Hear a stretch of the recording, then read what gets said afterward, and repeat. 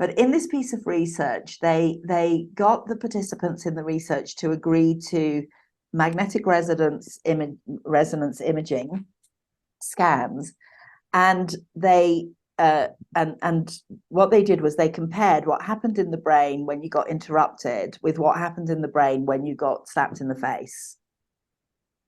And it's exactly the same picture. Sure. So the exact same picture, the same parts of the brain light up in the presence of interruption. So it's like a physical violation, and it doesn't save time. It creates brains that are triggered. The amygdala is triggered. People feel threatened. They cannot think productively. So it's just disastrous for the quality of thinking that then happens in the meeting, not to mention the experience of disrespect and being devalued that people are experiencing when it's happening. So for meetings, the quality of thinking in meetings to improve, we have to start to make this promise to not interrupt. I'm Telana Simpson, and this is Let's Talk Courageous Communication.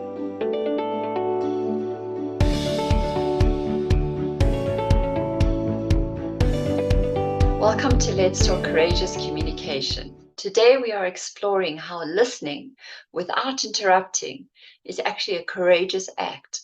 And we are speaking and learning from Trisha Lord. She has a very strong background in coaching psychology, and especially in the work of Nancy Klein.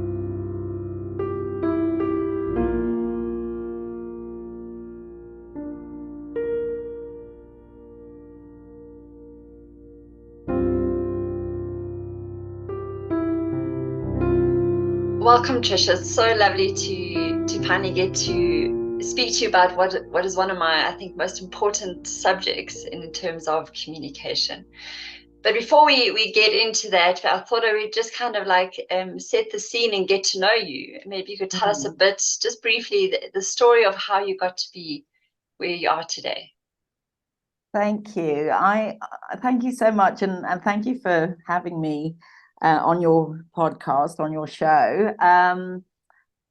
I love that question because when I first read it, I thought, gosh, where does one begin? And I thought there's a couple of different. I wondered whether my starting point would be, how did I get to be where I am now in terms of my professional career, and that would very much start with my falling in love with personal development work, which I kind of got interested in my teens, and then I did my first sort of experience of personal development work, which was one of those sort of famous or infamous, I don't know if they're famous or infamous, weekend workshops that you go away and do, and I did one of those in the early 80s in London. And then I did a second one in the mid 80s, which I don't know. I think there are offices here in South Africa for this organization called Landmark Education. I don't know if you've ever heard of them. I have heard, yes. Yes. So I did the second one of those personal development workshops I did was the forum, the Landmark Forum. And I actually ended up going and working at Landmark after I'd done that program, and I worked in their London office for nearly 5 years. But actually, and I'll come back to that because obviously that work informed a lot of what happened next in my professional life. But actually, I think where the journey to my being where I am today started really was being born white in still colonial Uganda in the early 1960s. And the reason why I say that is because this year in particular, but actually for the last 24 years since I moved back to living in Africa, the story of being born white in Africa and in a part of Africa that was still a colony at the time that I was born there has really shaped my life and really shaped, I think, the topic that we're talking about today, which is courage and courageous conversations and courageous communication. Because I mean, I grew up in Uganda. I was born in Uganda and grew up there until I was 11. And then when I was 11, we had already lived for 2 years under the regime of Idi Amin. And my parents decided that it was getting too dangerous to stay.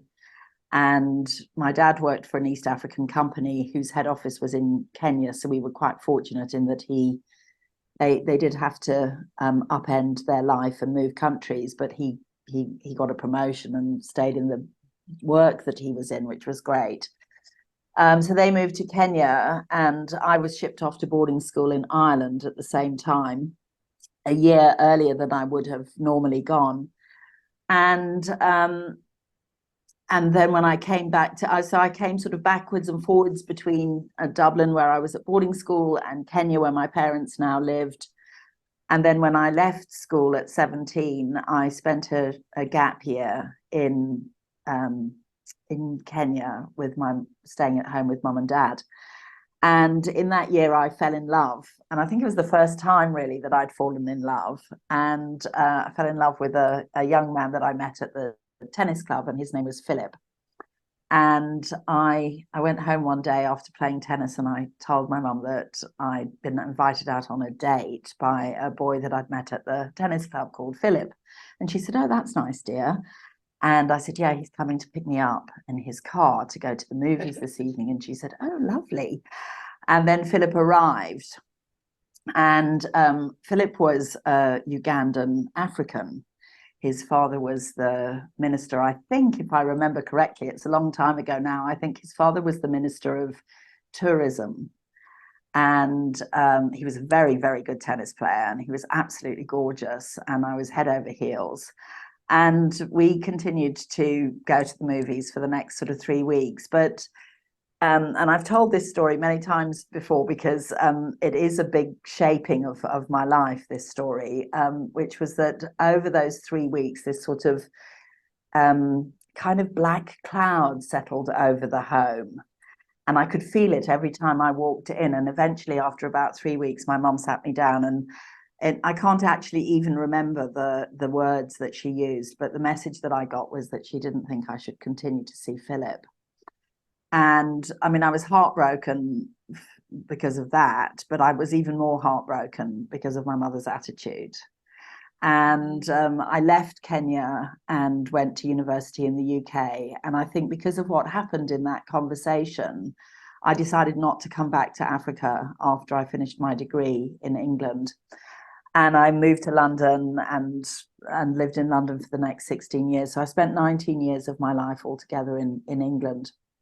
And when I did eventually decide to move back to Africa, this time to the southern tip of Africa as opposed to East Africa, I decided that I really wanted my life to include bridge building. And I felt that when I was 17, I didn't have the courage to stand up to attitudes which were associated with being white, but which I didn't subscribe to. And I wasn't mature enough, and I wasn't big enough to take on that fight. And I was really kind of crushed by it. But when I came back, I thought, okay, I'm old enough and wise enough now to be part of bridge building. So yeah, I think also that dichotomy of, because when I lived in England, I sounded like I belonged and I looked like I belonged, but I didn't feel like I belonged. And I knew where I belonged, and I belonged in Africa, and I think that paradox of being white and feeling like you belong in Africa was one of many paradoxes that I navigated as a child and as a teenager. And that's what got me interested in being human and being the best version of ourselves that we can be, which got me interested in personal development, which then led to my opening my own coaching practice in London, which then led to my moving into organizational work. And eventually, when I moved out to Cape Town, now the mother of two small children under the age of 2, they were born 18 months apart. I had really navigated a lot of quite big paradoxes that needed courage to be able to navigate them. And yeah, I think it was that journey that's brought me to where I am today. And that today is running a coaching practice called Braveheart, and that's how I found you. I was actually doing some research on courage and Right. courageous thinking and listening and all this, and I came across your website and thought I have to speak to Trisha. So at Braveheart, you speak a lot about courageous thinking. So I'd really love to understand what you mean by courageous thinking, and also your concept of what courage is. Maybe just Yeah. starting there. Thank you. Yes, I mean, there's that famous quote, isn't there? And I don't know who said it. And I think it's probably one of those quotes that's so famous, it's probably been ascribed to more than one person, which is that courage is not the absence of fear. It's having the fear that you've got and stepping ahead anyway. And I quite like that definition. I think courage is, well, I mean, as you probably know, because I know courage is a favorite topic of yours as well. Yes. It comes from the French word for the heart. That's right. So it's got heart as its root. And I think living wholeheartedly takes courage. I think it takes courage to be fully human because, human beings are both, I mean, we're a marvelous paradox, aren't we? We're both incredibly fragile on the one hand and deeply vulnerable and sensitive, and on the other hand we're bold and courageous and powerful. And to be fully human means that you're navigating a very, very broad spectrum of experiences, often on a daily basis. And I think that decision to not put yourself away, to not put your heart away, to not shut down your heart, but to live open-heartedly and to live wholeheartedly and to, wear your heart on your sleeve, as they say. I think that's what courage is for me. It's to be yourself as fully as you possibly can be, to know yourself. I think in order to be yourself, you have to know yourself. So I think for me, self-awareness is a big part of courageous living, and it takes courage to know yourself, because as if we look at Carl Jung's work, that we have all of these beautiful golden light shiny aspects of ourselves, but we also have deep shadows and aspects of ourselves that are not pretty, or the kinds of things that we would normally advertise about ourselves, but they're part of who we are. And I think that that's what courage is. It's knowing your whole self and accepting your whole self and living wholeheartedly. Yeah. I can't remember what the other part of your question was. So the other part is you talk a lot about courageous thinking. So how it relates. So I was quite interested in how you understand just from the general concept of thinking versus courageous thinking. There must be a distinction somehow. Yes. Well, I don't know if you're familiar with Nancy Kline's work. Yes. But I came across Nancy's work in 2004 when I was doing a master's in coaching, actually, it was based in the program was based in South Africa, but it was through the University of Middlesex in the UK. And I hadn't studied for a long time, and I decided to go back to kind of upgrading my coaching practice. And so I signed up to do this master's in coaching. And in the first year, Time to Think was one of the books, the recommended reading books. And my supervisor for that first year was someone who actually knew Nancy Kline. And I didn't know this at the time, but she was actually involved in conversations with Nancy to get Nancy to come to South Africa. But I read Time to Think, and funnily enough, in the course of that year, that master's that I was on, one of the things that really struck me about the group of people that I was studying with was that there was, I felt, quite a strong dynamic of kind of under the water competition between us, which is often the case in our line of work. I think independent coaches and consultants and facilitators, because we're all needing to establish ourselves and our unique signature presence in a very, very competitive environment. And I kept feeling it, every time we got together as a group, as a cohort of people doing this Masters in Coaching, that there was a lot of under the surface competition between us. And every now and then I would raise this issue, because I felt like, well, if we're coaches, then surely this is something that we ought to be able to talk about and own up to, and sort of discover what's this about and what impact is it having on us and how we're showing up in the room, which I felt was quite extreme. I felt it was having quite a big impact. It certainly was having a big impact on me.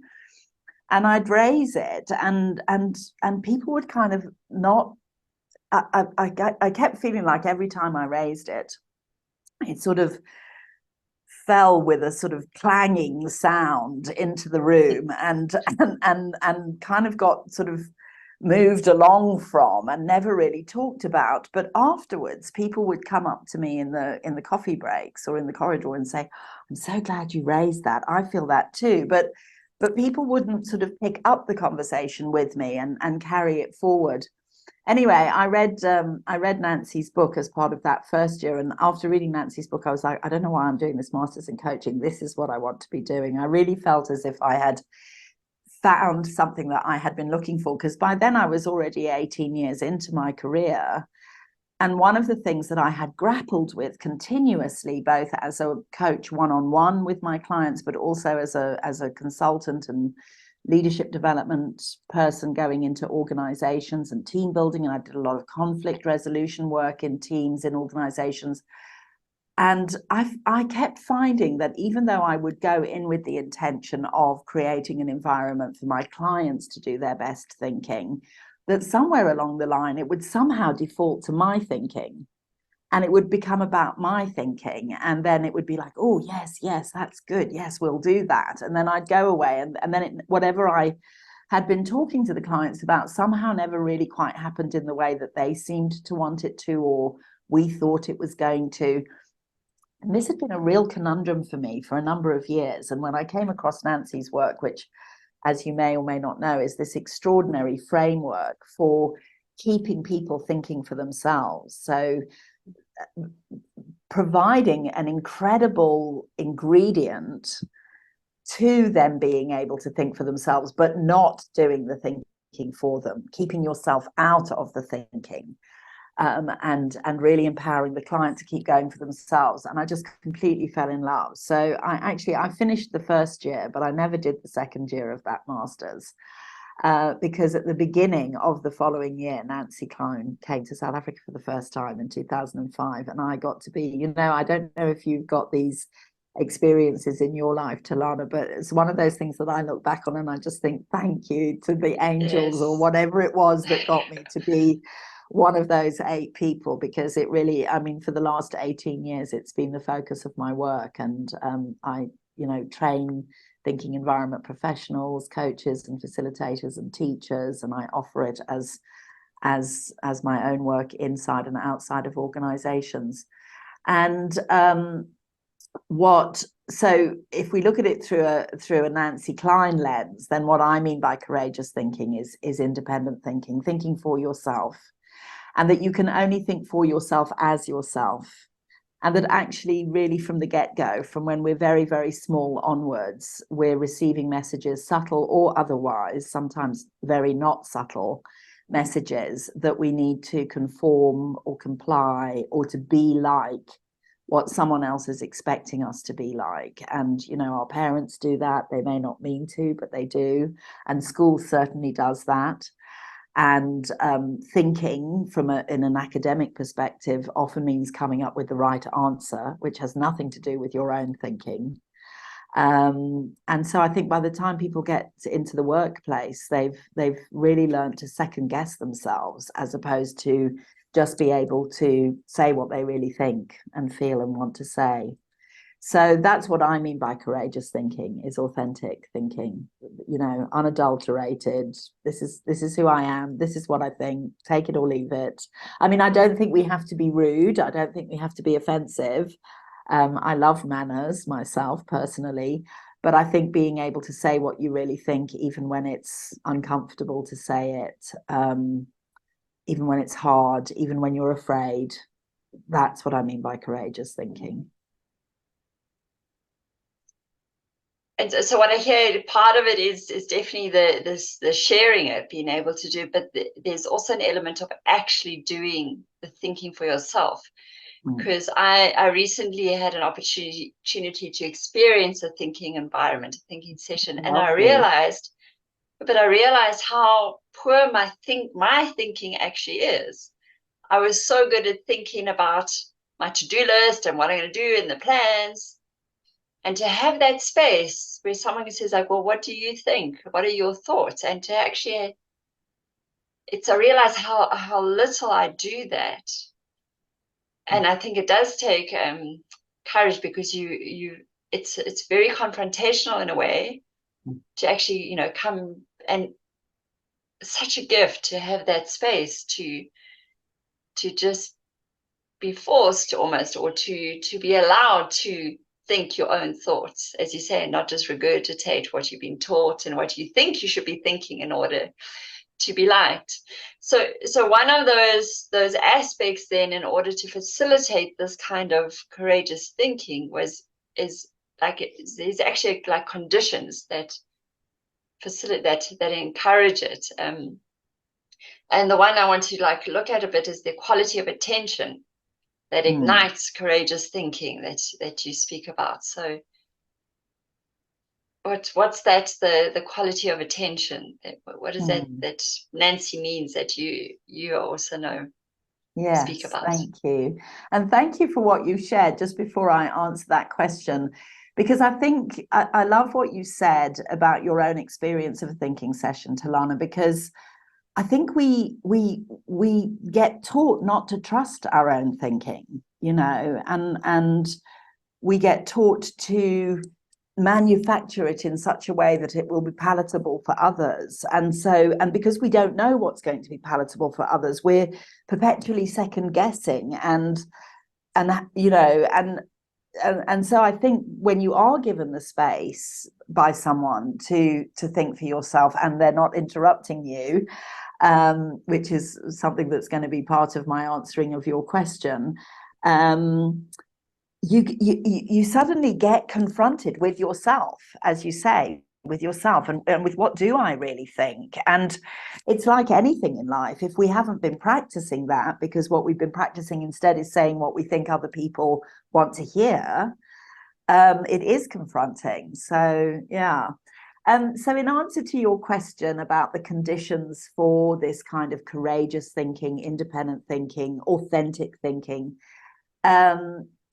there's a combination of 10 ingredients that seem to work really well, and they have this sort of beautiful dance that takes place between them. Every single one of them matters individually, but it's actually the combination of all 10 of them together that really creates this thing that we call a thinking environment, which is an opportunity for people to be able to feel like, oh gosh, my thinking matters, and I can listen to what it is that I think, and I can follow it, and I can go wherever it takes me. And actually, once we do that, it keeps taking you somewhere. The human mind has this extraordinary capacity. Actually, I think of it almost like a heat-seeking missile, like it knows how to find its way through if we trust it.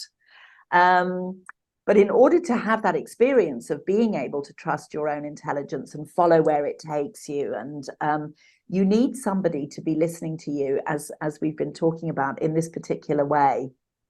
And that quality of attention is filled with, first of all, the person listening to you trusts your intelligence.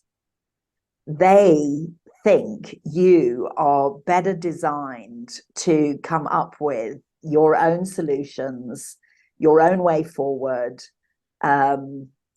your own answers, better designed to do that than anybody else on planet Earth. That's the person listening to you thinks that about you. They know that about you, actually, which is not to say that we can't benefit from other people's experiences. Of course we can, but it's not the same as thinking for ourselves. So the person listening to you, first of all, trusts your intelligence, and they want to know what you think. And they want so much to know what you think and where your thinking wants to go that they wouldn't dream of interrupting you. Because their attention is filled with this genuine interest in what's happening in your thinking process and where is it taking you. So I think it's that combination of trust that your thinking process can and will take you where you need to get to, and being interested in how it's going to do that and where it's going to take you and how it's taking you there. That kind of attention that's filled with those ingredients has this catalytic impact on your thinking, and it means that you get to go where it is that you want to go because someone's listening to you in that way.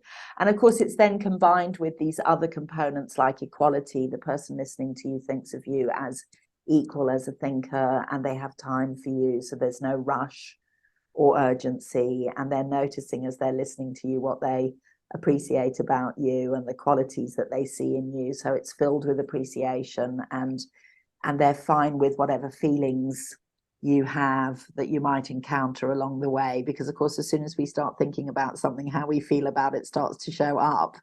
And very often that's another thing we've been taught, which is to avoid or suppress or marginalize our feelings, which is disastrous for the quality of our thinking. So knowing that you're in a space where the person isn't going to think anything different about you if your feelings start to show up, that they think of you as a thinking, feeling being, and that they recognize both of those things matter equally. And then there's other ones besides, but those are the conditions. Yeah. Yes. Because I recently read Nancy Klein's latest book, which is the Promise That Changes Everything. Yes. I will not interrupt you. And it really made impact, because I have experienced some, I don't know what you like, chronic interruption, and it's so jarring on and leads to such an unproductive conversation. But maybe just ask you a bit more, like, what are some of the effects of interrupting? Because I think that's like one of the major blocks to this quality of attention and this quality of listening that we're talking about. So what are the effects on the other person and even on ourselves if we are interrupting someone?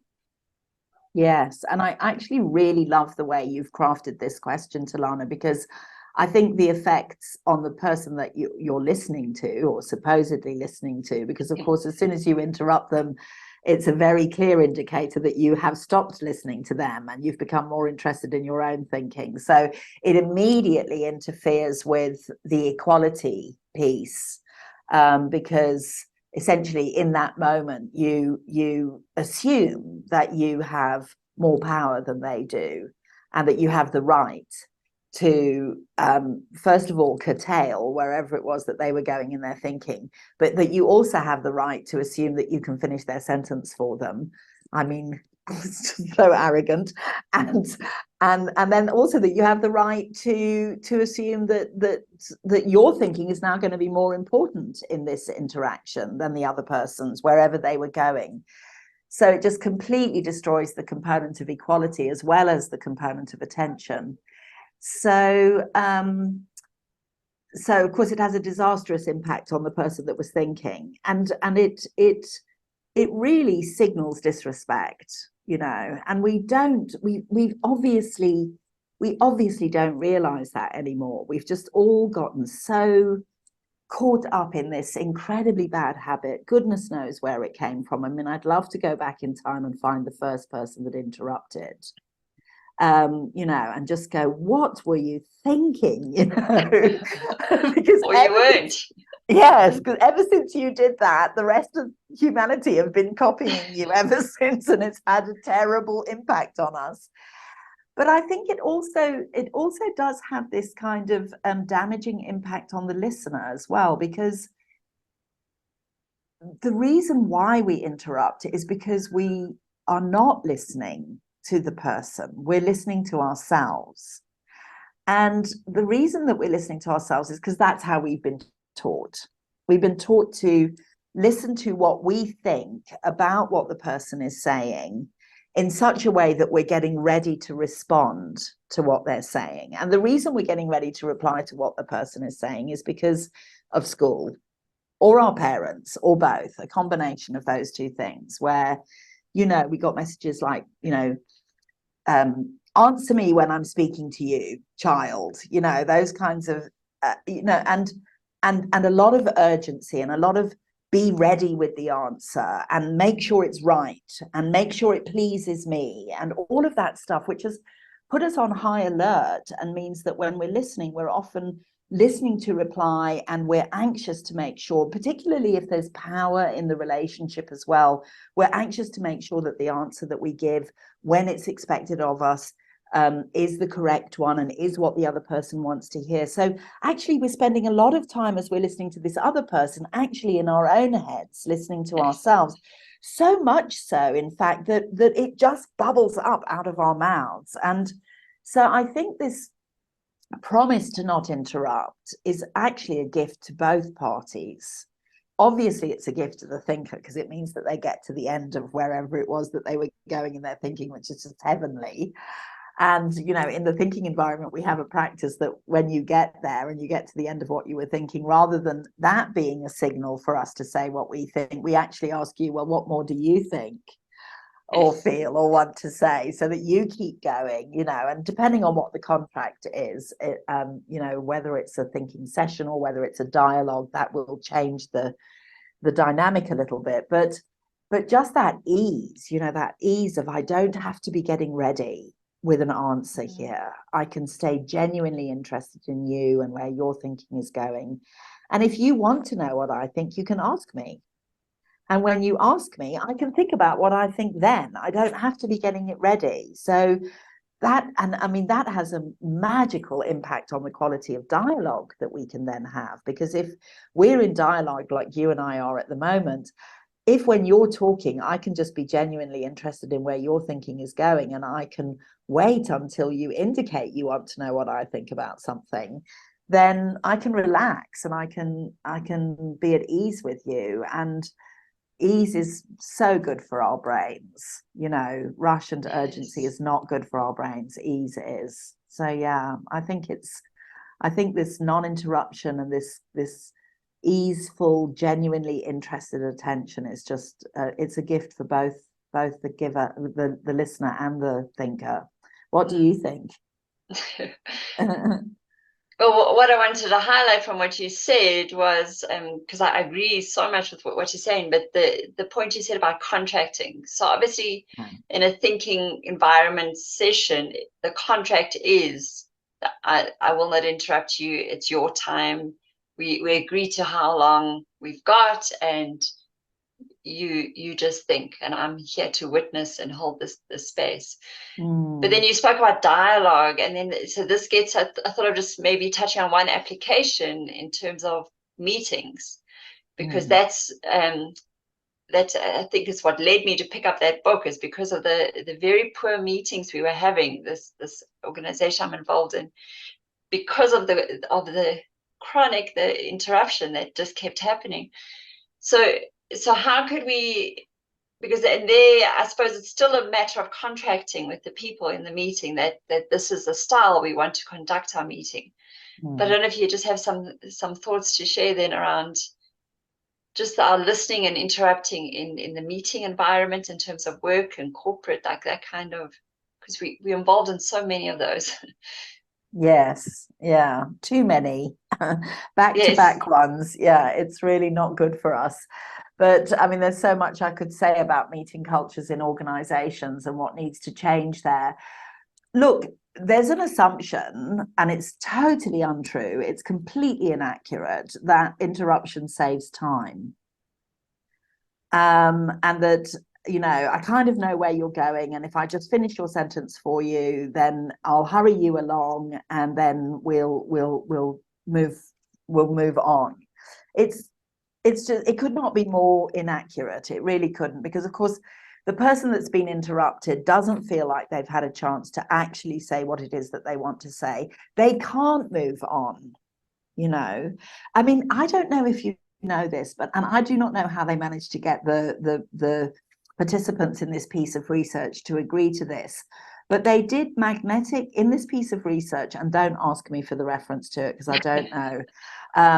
But in this piece of research, they got the participants in the research to agree to magnetic resonance imaging scans, and they and what they did was they compared what happened in the brain when you got interrupted with what happened in the brain when you got slapped in the face.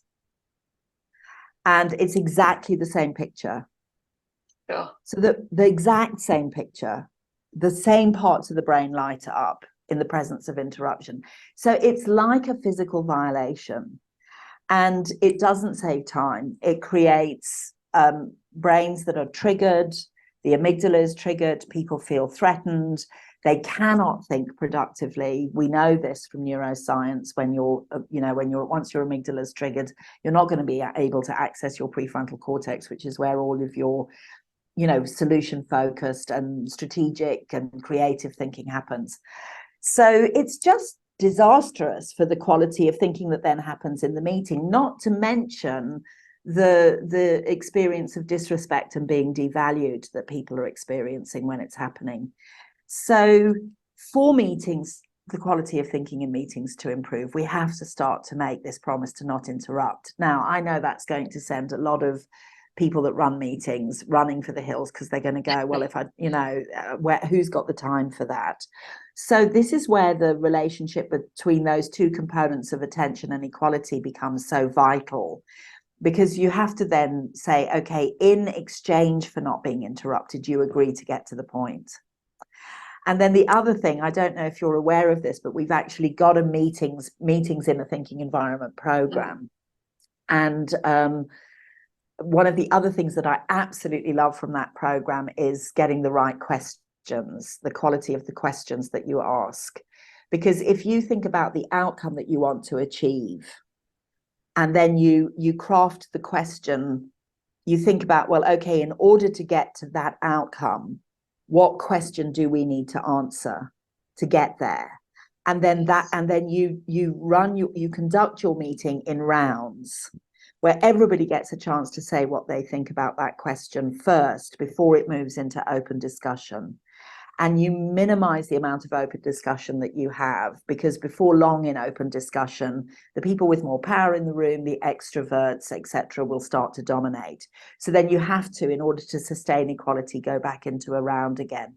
And you move between rounds and open discussions, but you've got these really well-crafted questions, and you've got people agreeing to get to the point in exchange for not being interrupted.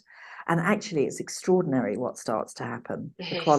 The quality of thinking and decision making and time saving that you actually do in meetings like that. It feels paradoxical, but I've seen it over and over and over again. It's really amazing.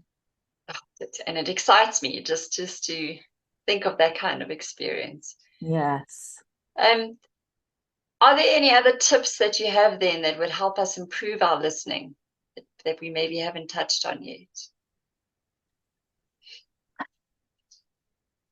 Well, I think listening is a function of being interested. So, and in a way, it takes us all the way back to where we started today's conversation, which is around personal development and self-awareness.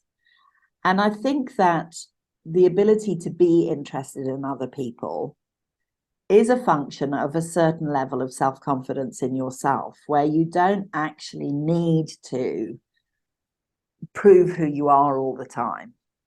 And so you can actually enjoy the process of sitting back and giving the floor to others and being genuinely interested in who others are. So I think if you're not a good listener, you don't experience yourself as being able to listen well, that probably one of the first questions I would ask you is, what's making you so uncomfortable that you feel like you have to insert yourself all the time? You know, what's causing that lack of ease in you? Because it'll probably be something to do with feeling the need to prove yourself, or worried that if you're not the one talking, you're going to be overlooked, or you're going to look like you're not contributing. And I can understand why people have that fear, because, you know, we live in an extrovert favoring world. For the most part, I think that is beginning to change, but you know, we've got wonderful books like Susan Cain's Quiet, which has really helped to kind of promote the contribution that introversion has in teams. But I think that, yeah, what's making you so uneasy that you feel like you've got to be the one talking? And then I think we need to also learn that what we think the other person needs from us in order to be able to think well, which is our constant sort of chirping in, or yesing or knowing, or agreeing or not agreeing, or sharing our similar story, is not actually what they need from us in order to be able to think well. I think we don't know that. I think we've been badly taught. Yeah. And so to be given permission to trust that actually what you need from me is my attention. And if I am genuinely interested in you as you're thinking, you will feel it. You don't need me to be chirping in order to feel my interest. You'll feel it. If I'm interested, you will feel it. So I think it's a confidence building thing to be able to listen well, and to trust that you don't, you know, that these matter as much as this does, you know, and they say as much about you as your words do. The way that you listen says as much about you. Because I mean, I think when you listen well to people, the way you make them feel is something that they will always Yes. remember. And I love that Maya Angelou quote: people won't remember what you did or said, but they will remember how you made them feel. Yes. And I think listening to people really makes them feel like they matter. So other tips, you know, back to the contracting thing, Telana, I think we do have to make agreements around listening. We do have to say, look, I'm really interested in what you have to say, and so I'm not going to speak until you ask me to, and I'm just going to be listening, but I am going to be being really interested. I think if we make those kinds of agreements, then it gives us more confidence to just settle back then and enjoy listening, as opposed to be fearful that it's not proactive enough. Yeah. Wow, lots to take in. I'd like to shift gear a bit. This is the part of Let's Talk Courageous Communication. I really do believe that we can change not only our own personal worlds, but the world out there as well, by having more courageous conversations. So I usually ask, like, I guess on a personal note, then, when was the last time you had a courageous conversation, a conversation that really counted? And if you're willing to share a bit about that conversation, and maybe how it went, what helped you to have it, just an example and your experience of having a courageous conversation. Thank you. It's also a really lovely question, and funnily enough, it happened just about a week ago. The one that I'm going to share, and I think I'm sharing it just because it's my most recent experience. And what happened was that a colleague of mine was invited by a client of mine, and the only reason that this colleague of mine would have been invited by this client was because of my having introduced them to each other. And she was invited to participate in coming and being involved in a leadership session that they were doing as a external speaker. And she told me that this invitation had been made, and we were talking about something else, so this kind of just sort of slipped into the conversation. And I immediately noticed when she said this, I mean, I had two very conflicting things that happened for me in that moment. One was I was delighted because I really rate this woman, and I think she's an extraordinary person and she has so much to offer, and I was really delighted that they'd asked her. And at the same time, I kind of felt this sort of little kind of thing in my solar plexus, which is, you know, the I don't necessarily know whether you subscribe to chakras or whether I even subscribe to them either. But, you know, the solar plexus is supposed to be that part of our body which is to do with our self-esteem and our relationship of us to the world. And I immediately felt this kind of like tightening there of kind of like, I don't know, it was just a little sort of thump, you know, like a little lead stone had landed in that part of my body.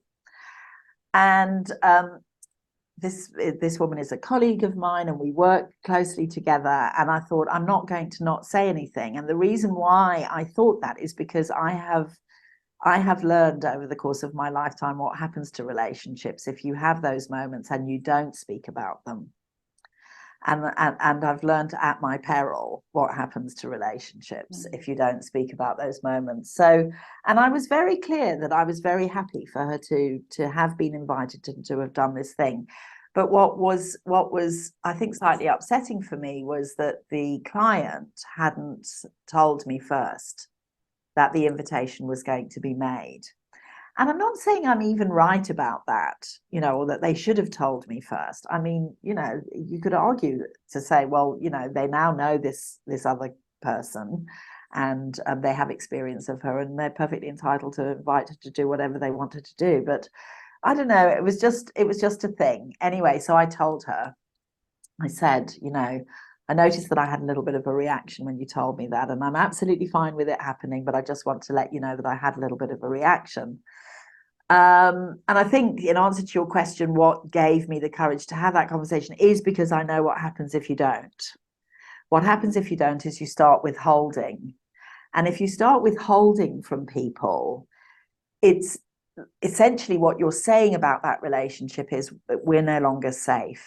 It's no longer safe for me to be myself fully with you. And I think once we make that decision in our relationships with each other, we then start to find evidence for the truth of that. And we start to build evidence of our not being safe in this relationship because we've decided we're not. And actually, it was just us that decided, and it wasn't even true. But now that we've decided it, we have to gather evidence to prove that we're right about that. And so we start looking for other reasons why we're not safe in that relationship. And before you know it, one or other person is walking out the door because it's just ended up being weird between the two of you. So she was really concerned about my reaction. And that was interesting because I made an assumption that she would just kind of be able to go, oh yeah, I can understand why you would be, and I hope that you're okay with it, and you know, are we fine? And I would have been like, yeah, absolutely, I'm fine. I just wanted to tell you, and let's move on. But now she was concerned that, you know, and actually it turned into more than I expected it to turn into. And I also went to the client and told them about this reaction. And then they were concerned, and they were concerned not just that I'd had the reaction that I had, but they were now also concerned for this other colleague that she'd been put in this difficult position. And before I knew it, I thought, oh my gosh, maybe I shouldn't have said anything. But I actually don't believe that. I think that what I didn't take into account in that situation was that in both instances, I have been both the client and my colleague's teacher in the past. And that therefore there's a sort of a power dynamic in the relationship that I didn't take into account. And that my sort of asserting my need in that particular situation, because I think often that's what a courageous conversation is about we've got different needs in this moment and we need to speak up about them in order for it to not turn into a conflict. In my asserting my needs, I hadn't taken into account this kind of slight power thing that was going on. Anyway, we've sorted it all out. It's all absolutely fine. now, but it was very, very interesting. And so the reason why I wanted to share that story in answer to your question, Telana, is that I understand why people don't say these things when they're there to say, because precisely because we're worried about exactly what did happen, which was that people got upset, and they got upset in ways that I hadn't expected them to, and they got upset because I hadn't considered everything that I should have considered before having that conversation. But I still don't regret having it, because I know that what motivated me to have it is how much I respect both of these people, and how much I care about my relationship with both of them, and how I want to make sure that I don't withhold in that relationship. And I do believe that even if, when you first get into communication over a difficult subject, it does go a bit pear-shaped, if you keep going, you can work it out.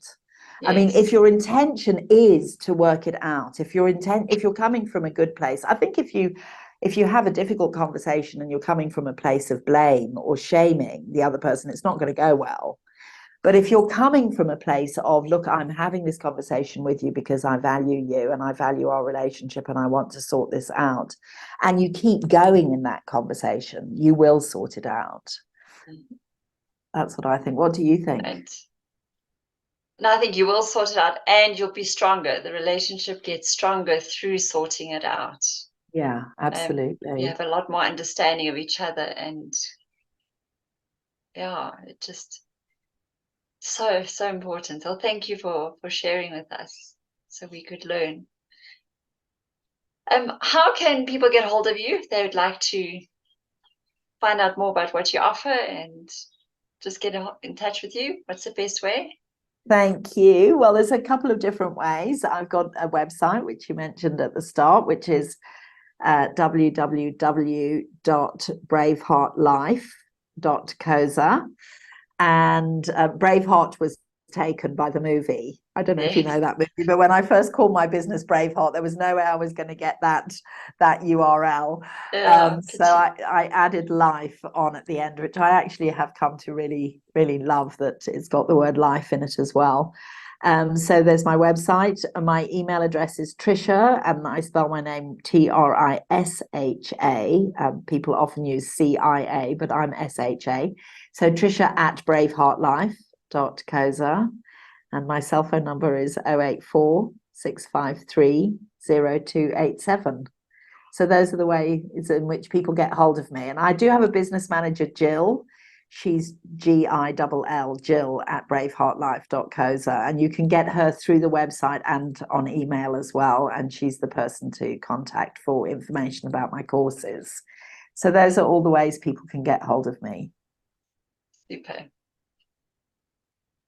Thanks. Well, then, in closing, what is the conversation that you believe we need to be having more of today that would make the world a better place?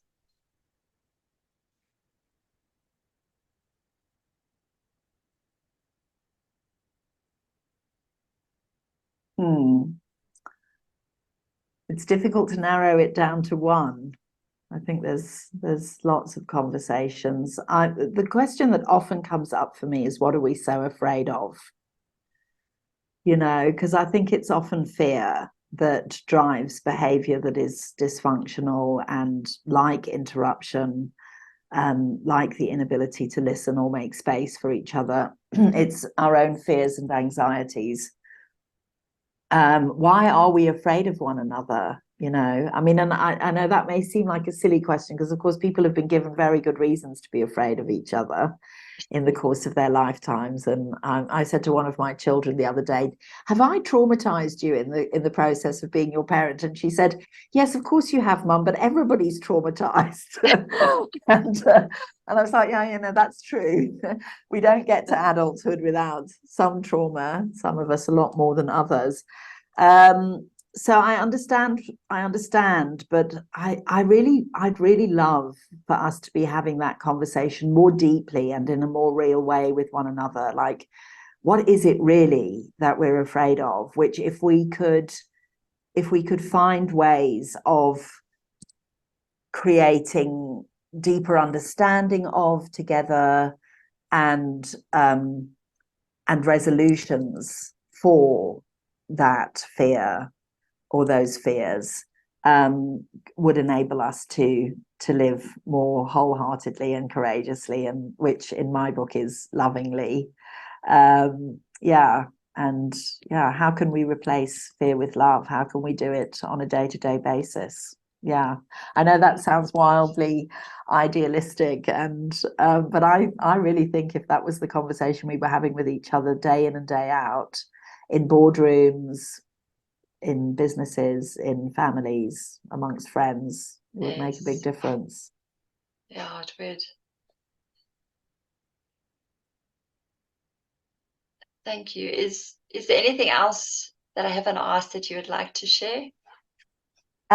Yes, well, you haven't asked this, but I would like to imagine that you had asked me this, which is, what do I appreciate about you? I would like to imagine that you asked me that so that I can tell you, because it is how I like to end any conversation that I have with someone, is by sharing an appreciation of qualities that I've experienced in you. And I did a little bit of research on you when you invited me to join the podcast, and I've really loved being with you, and thank you for the honor of this invitation.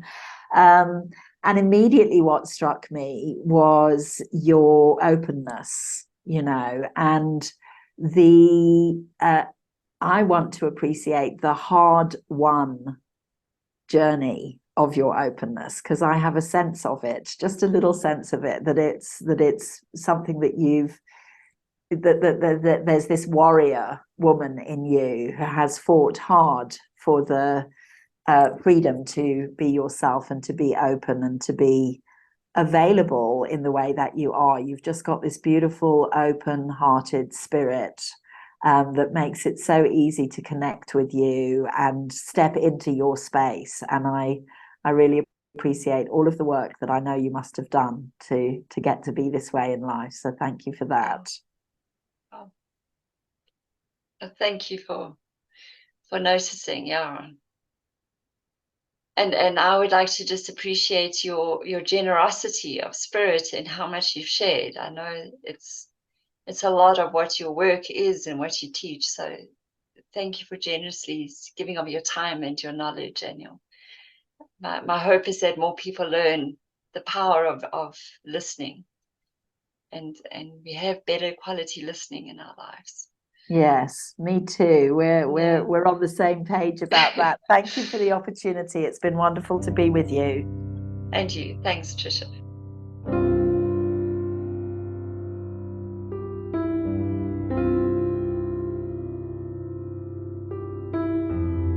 I'm Telana Simpson, and this has been Let's Talk Courageous Communication.